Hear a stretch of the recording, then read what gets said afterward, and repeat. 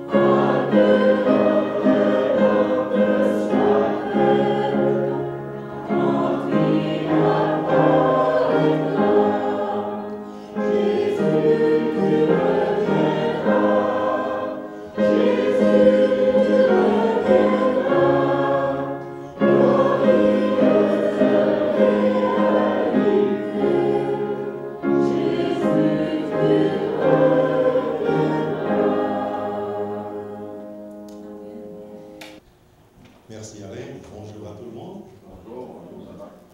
Et bon sabbat dans le Seigneur.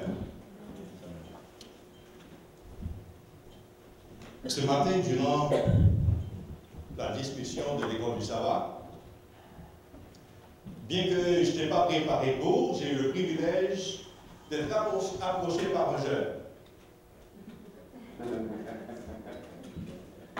Et il m'a posé une question qui m'a fait réfléchir avant de donner la réponse. Et pour une raison ou une autre, j'espère que nous allons aussi pouvoir trouver la réponse dans l'étude de la parole de Dieu aujourd'hui. Donc la question qu'il m'a posée, et peut-être certains d'entre vous avaient reçu la même question. Quelle est la relation entre la foi et le service? Je pense que c'était la question, n'est-ce pas? C'était la question. Quelle est la relation entre la foi et le service? Et avant de donner la réponse, immédiatement, je pensais à mon sermon d'aujourd'hui et j'espère que après l'étude de la parole de Dieu, nous allons pouvoir vraiment donner la réponse. Et pour cela, j'aimerais vous inviter à lire ou à ouvrir votre Bible dans Job chapitre 1er. Job chapitre 1er. Et nous allons lire pas mal de versets afin de pouvoir arriver à comprendre mieux la situation de ce personnage, Job. Il nous dit ceci, verset 1er. Il y avait dans le pays d'Uz un homme qui s'appelait Job. Et cet homme était intègre et droit. Il craignait Dieu et se détournait du mal. Je ne sais pas si vous avez déjà lu ce livre, mais j'aimerais vous faire savoir que peut-être là c'est pour la première fois pour certains qui vont avoir le privilège de lire ce livre, mais j'aimerais vous dire une chose ici, c'est que l'introduction de cette personne, dans le personnage de Job, premièrement, le verset 1er nous décrit, il y avait un homme dans le pays d'Uz qui s'appelait Job. C'est tout ce que nous savons de cette personne à date. C'était un homme intègre et droit. Premièrement, il craignait Dieu. Deuxièmement, il se détournait du mal. Même avant de continuer dans le reste du chapitre, peut-être pour certains, ils se donnent ou se font déjà la réponse à la question, peut-être Job n'était pas riche. Pourquoi? Parce que fort souvent, on associe service ou marcher avec Dieu à la pauvreté, n'est-ce pas? En d'autres termes, une personne qui n'a rien, une personne qui est pauvre a besoin de s'approcher ou de s'attacher à Dieu parce qu'il va toujours demander, n'est-ce pas? Mais par contre, quand on regarde le chapitre, pas juste le premier, mais peut-être tout le livre, nous allons voir que Job n'était pas dans cette catégorie-là parce que la parole de Dieu nous dit que, dans le verset 2, il était riche. Il a eu beaucoup d'enfants. Donc, dans le temps, si tu es riche, bien sûr, tu en as besoin afin que, premièrement, pour pouvoir aider à prendre soin de ta richesse et aussi afin de pouvoir léguer certaines choses à tes enfants. Et à partir du verset 3, donc ici nous voyons que Job a eu vraiment beaucoup de richesses et peut-être si nous pouvons trouver une personne en ayant autant de richesses que Job, peut-être on parlerait de Warren Buffett, n'est-ce pas? Parmi les millionnaires. Ou peut-être j'ai entendu quelqu'un dire Bill Gates. Bon, la parole de Dieu nous dit ceci, c'est que Job était riche en même temps, il craignait Dieu. Donc je pose une question. Est-ce que c'est possible dans ce siècle dans lequel nous vivons, 21e siècle, à ce qu'une personne soit riche et en même temps craignant Dieu? Absolument. Par contre, j'aimerais aussi vous dire que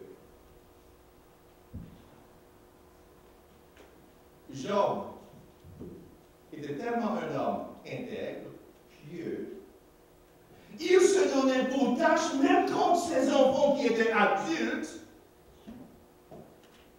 faisaient ce que bon leur semble, et Job se donnait pour tâche d'offrir un sacrifice, sachant que peut-être, durant le moment de fête ou festin, ses enfants pêchent entre eux.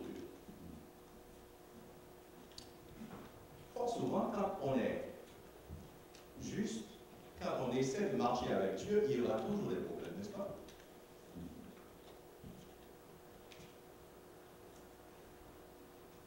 La parole de Dieu nous dit quelque chose en ce qui concerne Job. Verset 6.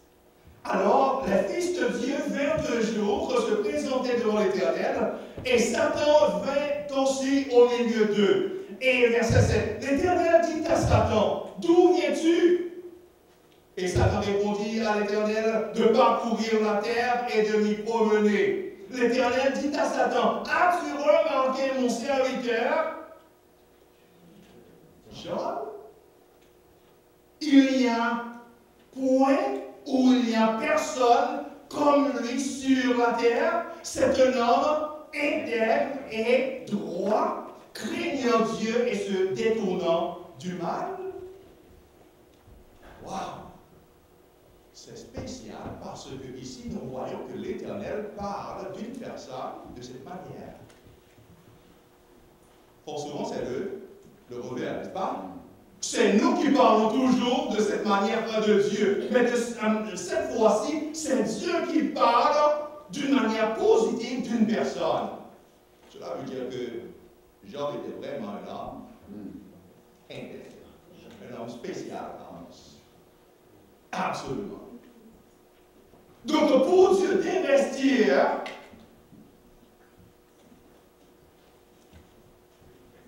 en Job,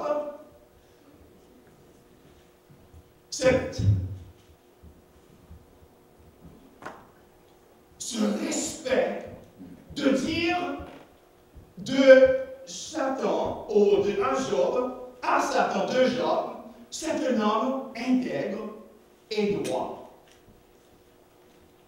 Et nous voyons immédiatement que Satan, en répondant, nous dit dans le verset 9, et Satan répondit à l'Éternel, est-ce d'une manière désintéressée que Job craint Dieu?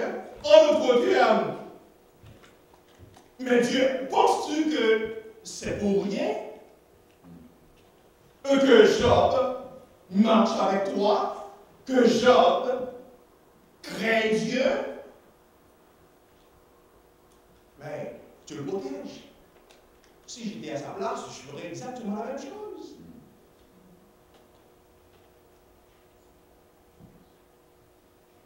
Ne l'as-tu pas protégé, lui, sa maison, et tout ce qui est à lui? Tu as béni l'œuvre de ses mains, et ses troupeaux couvrent le pays. Donc nous voyons ici que Satan est en train d'accuser en quelque sorte, pas juste Dieu, mais aussi Job, par le fait qu'il marche avec Dieu, pas parce que Dieu est Dieu, mais de préférence parce que Dieu lui a protégé, lui a béni. En d'autres termes, si je dois vous poser la question aujourd'hui, pourquoi marchez-vous avec Dieu? Quelle serait la réponse? Et fort souvent, j'aimerais vous dire, c'est quand nous sommes en difficulté que nous devons savoir vraiment c'est quoi la raison pour laquelle nous avons décidé de marcher avec Dieu. Et je me pose la question peut-être si certains d'entre nous vivaient aux Philippines et on a tout perdu. Et à ce moment-là, il y aurait vraiment un vrai test. Est-ce qu'on sert Dieu parce qu'il est Dieu ou on le sert parce qu'il est le Créateur de l'univers? Donc c'était exactement là que Satan voulait le toucher parce qu'il croyait que Job était fidèle envers Dieu juste parce que du fait que le Seigneur lui a protégé.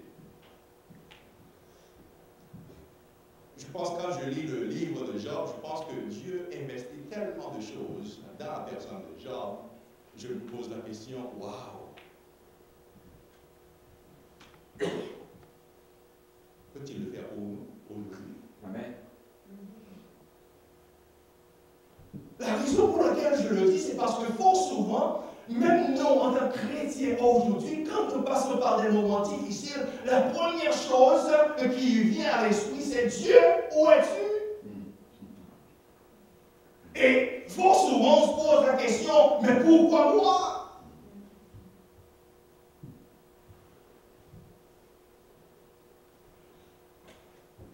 Je ne sais pas pour vous, mais pour certains, quand ils passent par des moments difficiles, c'est le seul moment par lequel Dieu peut les rapprocher de lui. Et bien sûr, ce n'était pas le cas pour Job. Parce que Job, sa relation avec Dieu ne dépendait pas de la circonstance de la vie. Qu'il soit riche, qu'il soit pauvre, il restera toujours fidèle à Dieu. Et c'est la leçon que nous devons apprendre du livre de Job. Que nous soyons au Canada ou que nous soyons aux Philippines, peu importe la situation de la vie, peu importe ce que la vie nous offre, nous devons rester toujours fidèles à Dieu.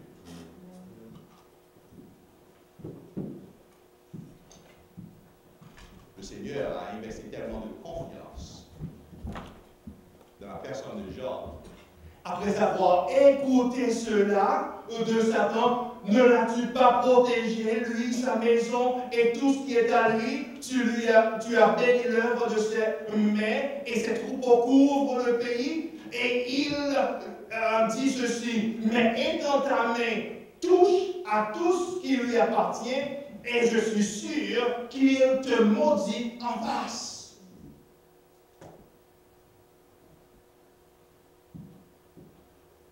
Le Seigneur, connaissant son serviteur Job, il a permis à Satan de toucher à Job. Dans le verset 12, vous allez voir. L'Éternel dit à Satan, voici, tout ce qui lui appartient, je te le livre. Mais seulement, ne touche pas, ne porte pas la main sur lui. Et Satan se retira de devant la face de l'Éternel. Et immédiatement, le problème commence.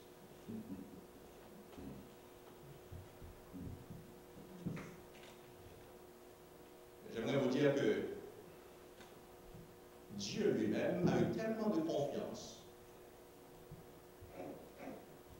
dans la personne de Job qu'il savait que peu importe la situation, Job restera toujours fidèle.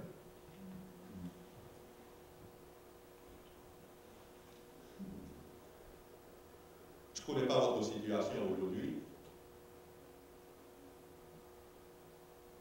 Il se peut bien que, comme Job, vous êtes en train de passer par des moments difficiles.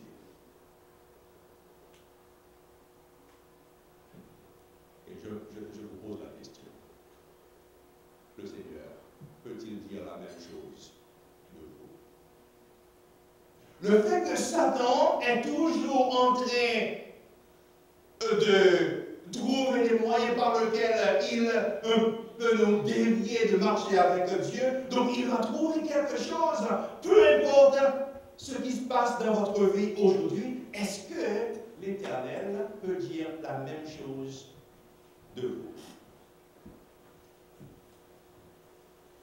Voici, tout ce qui lui appartient, je te le dis.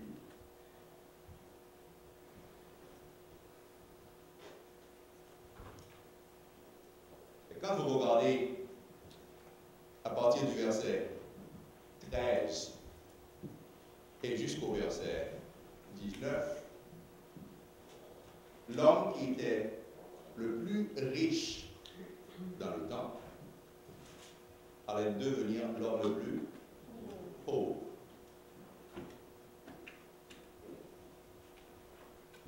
Il a perdu ses biens, il a perdu sa famille, sauf son épouse. Et après avoir tout perdu, dans le verset 20, la parole de Dieu nous dit ceci. Alors Job se leva, déchira son manteau et se rasa la tête. Puis se jetant par terre, et il se prosterna. Je vais peut-être me faire une petite pause ici pour dire, ici le terme prosterna, c'est juste par signe d'humilité et en donnant absolument hommage à Dieu pour tout ce qu'il fait dans sa vie. Parce que Job réalise que même quand les situations difficiles, les plus difficiles arrivent, la chose la plus importante dans la vie d'une personne, c'est d'adorer le Seigneur. Je ne sais pas pour vous, mais pour moi, quand les choses vont mal, au lieu de me fuir quelque part d'autre, je me brise dans le devant. Et je mets absolument tout devant. Mais pour certains d'autres, ils fuient.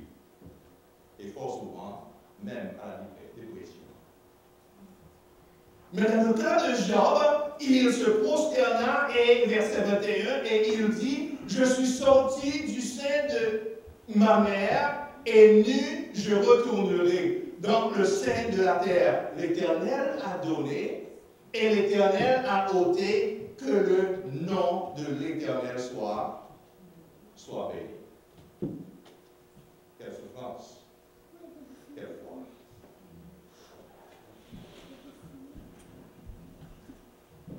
En plus de cela, la parole de Dieu nous dit que en tout cela, Job ne pécha point et n'attribua rien d'injuste à Dieu. Donc quand on regarde, après avoir tout perdu, pensant que Satan allait le laisser seul, mais le chapitre 2 de Job nous dit encore, verset 1er, alors les fils de Dieu vinrent un jour pour se présenter devant l'Éternel. Et Satan vint eux aussi au milieu d'eux se présenter devant l'Éternel. L'Éternel dit à Satan, d'où viens-tu? Bien sûr, c'est pour provoquer Satan, parce que l'Éternel sait absolument tout, n'est-ce pas? D'où viens-tu? Satan répondit à l'Éternel de parcourir la terre et de m'y promener. L'Éternel dit à Satan, as-tu remarqué mon serviteur, Job? Il n'y a personne comme lui sur la terre, et c'est un homme intègre et droit, craignant Dieu et se détournant du mal. Il demeure, maintenant il y a un petit mot qui est ajouté, ferme. En dépit de tout ce que tu m'as poussé de faire contre lui, il reste encore ferme dans son intégrité. Et tu m'excites à le perdre sans motif.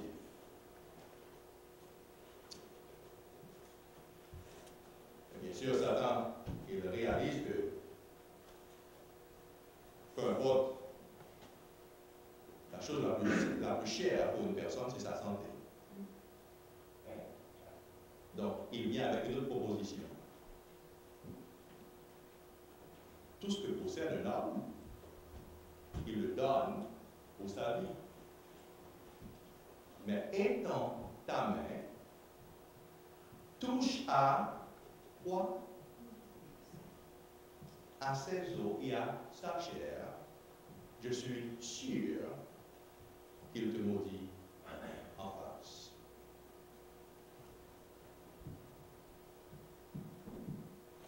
Donc c'est la chose la plus importante qu'une personne peut avoir. Si tu as de l'argent, bien sûr, et tu perds tout, tu peux travailler une fois que tu as la santé, n'est-ce pas? Et peut-être, tout dépend de ton âge, tu pourrais faire la même chose pour une famille, dans le cas de Job qui a tout perdu. Mais cette fois-ci, Satan a réalisé qu'en dépit de tout ce qu'il a fait, Job restait toujours fidèle à Dieu.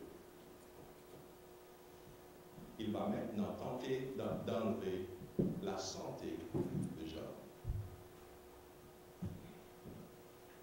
m'intéresse le plus dans cette histoire, c'est la confiance que Dieu a eue en Job. Il a tout investi dans le personnage de Job.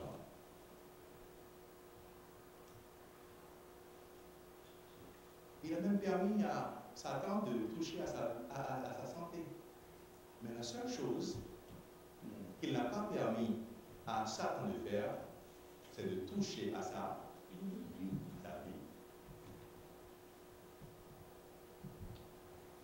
Est-ce que ça nous dit quelque chose?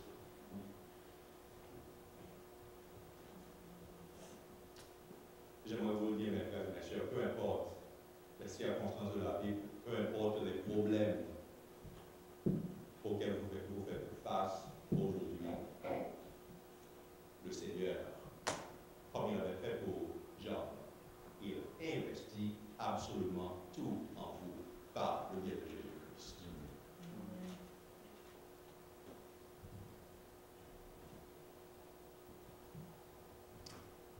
Et quand vous regardez, en dépit de tout cela, après avoir tout perdu, même sa santé, Job resta encore fidèle à Dieu, même à un tel point où même son épouse, la personne qui aurait dû être la plus proche de lui avait conseillé de maudire l'Éternel et mourir. Et dans le verset 10, Job a une réponse pour son épouse. Tu parles comme une femme insensée. N'acceptons-nous pas de recevoir le bien et aussi le mal? Et la parole de Dieu nous dit à tout cela, Job ne pécha point par ses lèvres.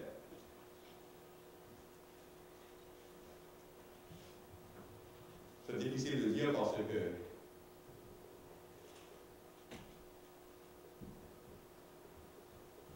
pour certains d'entre nous, quand nous passons par des moments difficiles,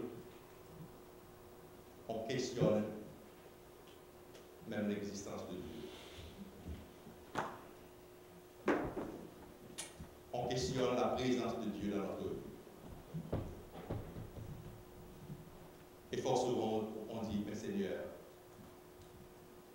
si tu m'aimes, pourquoi est-ce que tu permets à ce que cela m'arrive? Ou arrive à un être cher?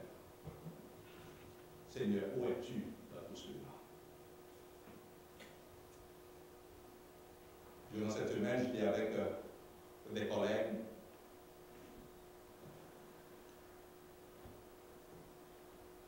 qui ont leur famille aux Philippines.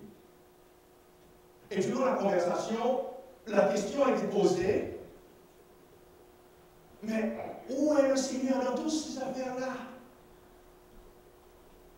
Et quand on regarde les gens qui perdent leur vie, et quand on regarde, même dans le passé quelques années de cela, et plus de 200 000 personnes ont perdu leur vie dans le tremblement de terre en Haïti, et la même question a été posée, mais Seigneur, où es-tu?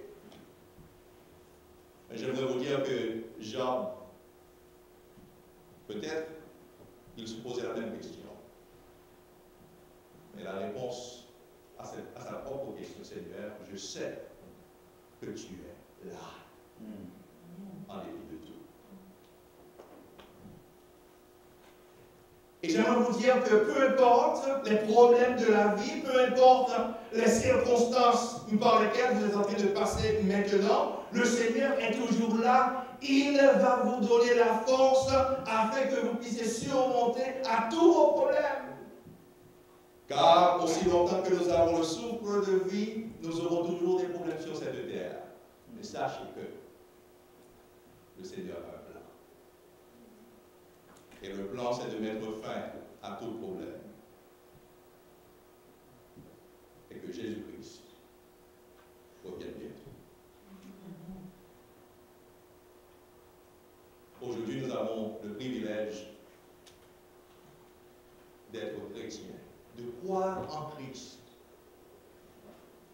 nous souffrons, nous savons que nous avons un frère qui a souffert avant nous. Il a souffert afin de pouvoir limiter notre souffrance, afin qu'à son retour, il puisse mettre fin, une fin complète à la souffrance. Quand je regarde dans la vie de Job, si Job a pu rester fidèle envers Dieu, en dépit de la souffrance, vous et moi, nous pouvons aussi rester fidèles à Dieu, en dépit de notre souffrance. Car le Seigneur ne va pas nous donner plus que nous pouvons supporter. Ma prière pour vous aujourd'hui, c'est que, peu importe votre souffrance, votre foi reste toujours ferme dans le Seigneur. Que Dieu vous bénisse. Amen.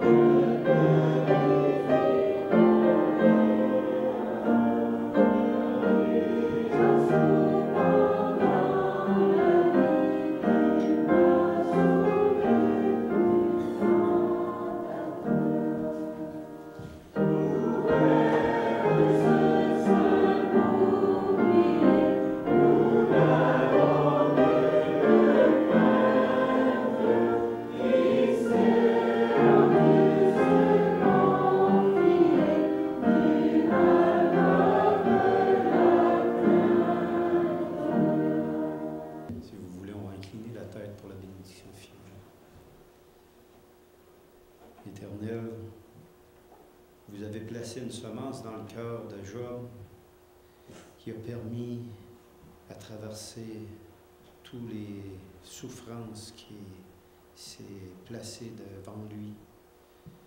Il s'en est remis à vous sans cesse, sans jamais baisser la tête, car il regardait droit au ciel et il savait que vous allez vous lever pour lui donner victoire.